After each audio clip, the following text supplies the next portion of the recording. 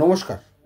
সোনালী বিশ্বাস সাহা ম্যাডাম উনি জানতে চেয়েছেন যে তিনি 11 মাসের লাইসেন্সি থাকা সত্ত্বেও তিনি যখন তার ছাদে যাচ্ছেন তখন লাইসেন্সার তাকে ডিস্টার্ব করছেন তার কাপড় মেলা নিয়ে বা জামা কাপড় মেলা নিয়ে। এবং যদি এটা সত্যি হয়ে থাকে তাহলে ম্যাডাম আপনি একটা করতে পারেন যে আপনি থানায় সরাসরি কমপ্লেন করতে পারেন, এবং সেখানে যদি ল্যান্ডলর্ড শুধুমাত্র আপনাকে জামা কাপড় মেলতে বাধা দেয় সেটা অন্য ব্যাপার, কিন্তু যদি গায়ে হাত তোলে বা অশ্লীল অঙ্গভঙ্গি করে বা অশ্লীল কথাবার্তা বলে বা অশ্লীল ভাষা প্রয়োগ করে তাহলে অবশ্যই আপনি কমপ্লেনটা থানায় জমা দিতে পারবেন। এবং সেই থানা অনেক সময় কী হয়, কমপ্লেন হয়তো হাতে হাতে নেয় না, রেখে যেতে বলে, সে রেখে আসবেন, তাতে কোনো অসুবিধা নেই, কিন্তু আরেকটা কপি আপনি speed post with AD OC concern থানাতে পাঠিয়ে দেবেন।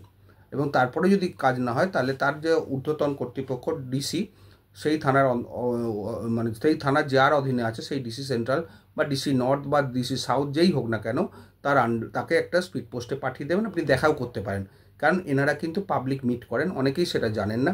সেখানে আপনাকে টাইম নিয়ে আপনি পাবলিক মিট করতে পারেন এবং তাকে সব কিছু বলতে পারেন। তবে তার আগে সবথেকে ভালো হয় আপনি লোকাল থানাতে সেটা করার চেষ্টা করুন। লোকাল থানার অফিসারের সঙ্গে দেখা করুন, বড়োবাবুর সঙ্গে দেখা করুন। যদি আপনার শুরু না হয় তখনই আপনি ওপর মহলে যাবেন, তার আগে কিন্তু যাবার দরকার নেই।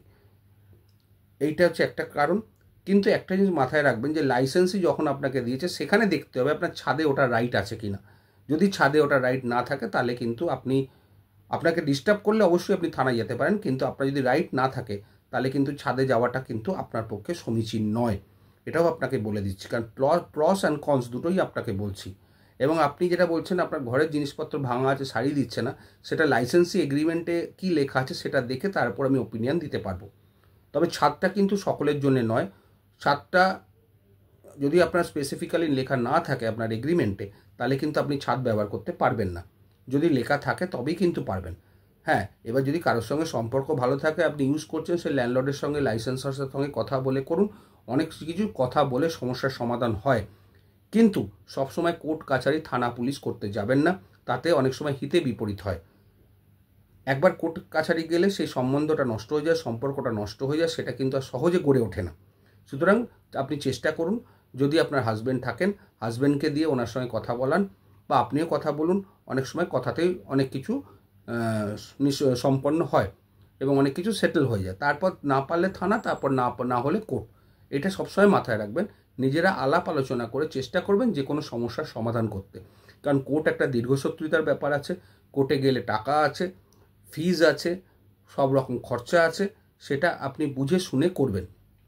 কারণ কোর্টে গেলে উকিল সে তার প্রফেশনালি ফিজ নেবেই, কিচ্ছু করার নেই। কেউ কম নেয়, কেউ বেশি নেয়, যে যার ফিস সে সেটা নির্ধারণ করে।